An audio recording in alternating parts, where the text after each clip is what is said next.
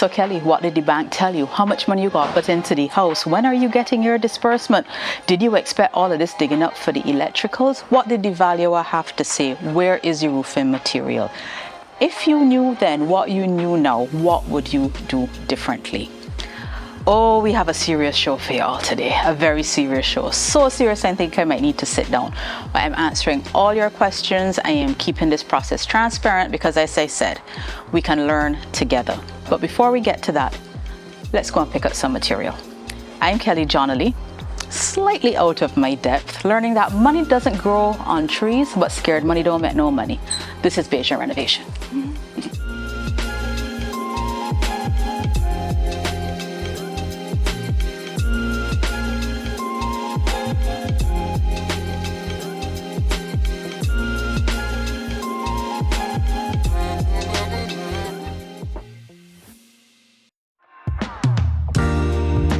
We are in a familiar space. We are back at Barbados Steelworks. You may remember we came here in May to secure our roofing materials. And at that time, I told you that, look, I might know a thing or two about renovations, but changing a roof, this is a first timer for me. So in changing the roof, as you may have seen, is preparing the property for the roofing structure to go on. That has been a complete eye-opener. And I could say it got a little uncomfortable for me because I just say I was a little out of my depth when I saw all that has to happen to prepare our structure for the roof. But thankfully, one part of this roofing process was very simple, and that was bringing the full list of roofing materials to Barbados Steelworks.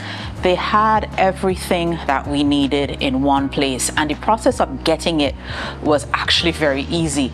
We did a consultation, they had a chat with the on-site constructor, they were able to pull everything together, give me my quotation, and they even gave us a really good tour of the facilities. Remember, they let us see how the materials are prepped, even the manufacturing of the U-bend panels. So we are here today to collect what is needed for the first phase of the roof installation. And the installation process will go pretty smoothly from here because there's a dedicated roofing team. So as soon as they put on the materials, the next set will come. So why are the materials coming in pieces? I don't have anywhere on site to keep them. So I'm very grateful that they're letting me come back to get the rest.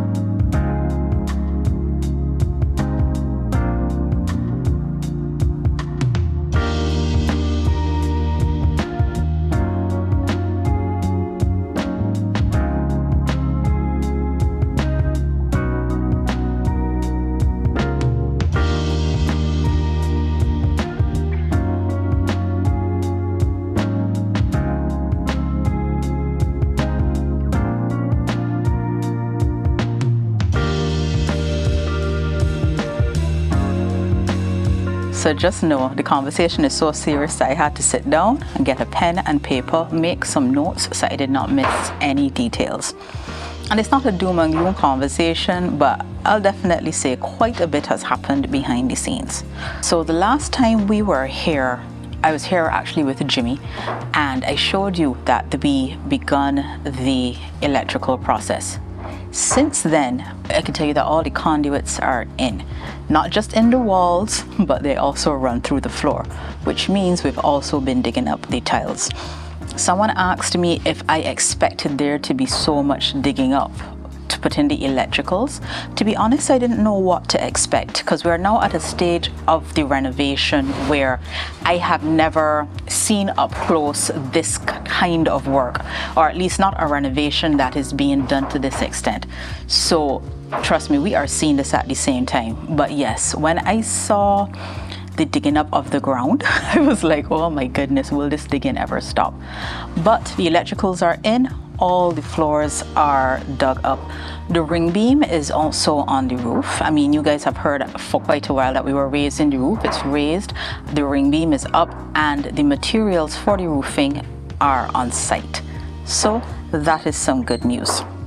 Another thing that's happened since then, Jimmy came and did not just the measurements for the closets in the bedrooms, but he also did a design for the kitchen. So the kitchen has started, and as I'd mentioned when we were doing a recording at Bloom, quite a bit of work for the house can take place off-site. So the kitchen will come in, as well as the cupboards, they'll come in finished closer to the end of the project. Now here is where the rubber has really hit the road.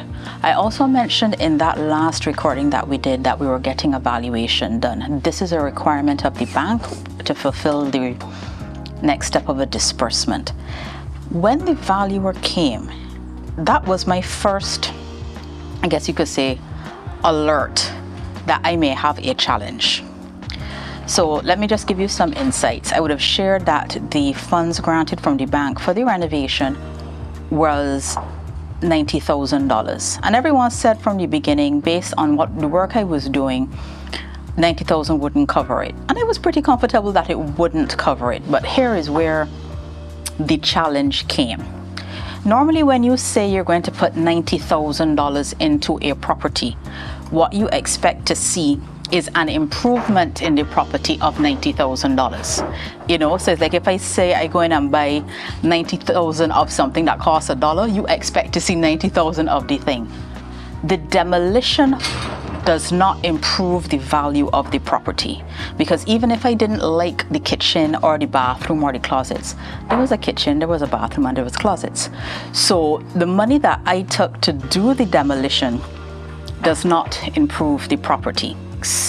The other thing is, he asked, which was like, Kelly, you better gird your loins for this conversation with the bank. He asked me, Kelly, how much money do you have left at the bank? I said, I think about 40 or 46,000. He said, okay.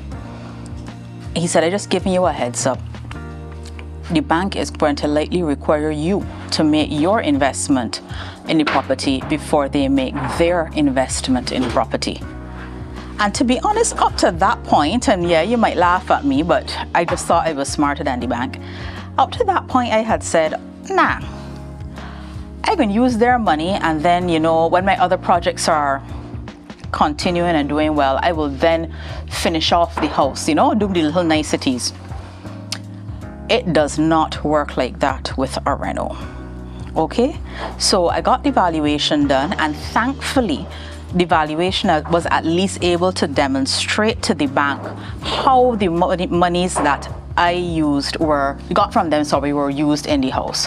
So yes, we know about the demo, we know about the walls that were taken down, we know about the extension, we can see the conduits. Also, the valuation accounts for materials that have been purchased which are not yet used in the property, such as roofing material. You may have purchased it, but the roof is not on. The bank wants to know what you did with the money. So here we are. We now go to the bank, and I really had planned to smile my way through this one. So I go to the bank, and unbeknownst to me, they came to the house and did the inspection. They had all the pictures of everything, etc., and could be able to highlight all of the things that were done in the house. They also had a copy of the valuation, and I thought I would have to defend how the funds were being used. They said, Kelly, the issue is not how you have used the funds. The issue is that the scope of the renovation is way beyond what you initially told us you were going to do when we granted the funding. So I said, oh, really? Who knew? They said, yes. They said, no, we knew that you were upgrading the electricals, and we knew that you were changing the roof. I said, yes, and you could see, yes, Kelly, and we've also seen the significant demolition which has taken place throughout the property. And you know, this time I am talking all about the aesthetics of how it's going to look. They said, that's not a problem. They said, here is what you would need to do now. So he said, well, you need to bring the property up to a point where the $46,000 that we have for you will complete it. So I said, no, it's okay. How about you give me your 46 and I'll continue. They said, that's not how this works. And then they referred to the document, which I signed off on, agreeing to making my injection. Now, because Kelly Johnley has gone on her own and expanded the works of the house, my injection in the property is $40,000. Now, here's where it gets even more fun. You all know that I went and put money in Bloom because I thought the bank would have just given me the money. So happy to say that Bloom looks great, coming soon. But it now meant that I have to put in $40,000, and you have to do it by a certain time, because as I shared with my interview at Republic Bank, when you buy these fixers, you can't buy them and fix them when you feel like. So I took the money out of my private pension. Now, the decision to take the money out of the pension, I guess, was my wild card that I always had in my back pocket. I am in no way suggesting that this is something that you should do to finance a project, but it is something that I have done before. Why am I saying it was a wild card? When I got the mortgage, I had to demonstrate to the bank that I had the funds to inject into the property as needed. So I did. At the time of getting the mortgage, which now would be more than a year ago when it would have been approved, I would have been able to demonstrate to them that I had $50,000. Obviously, quite a bit of time has passed.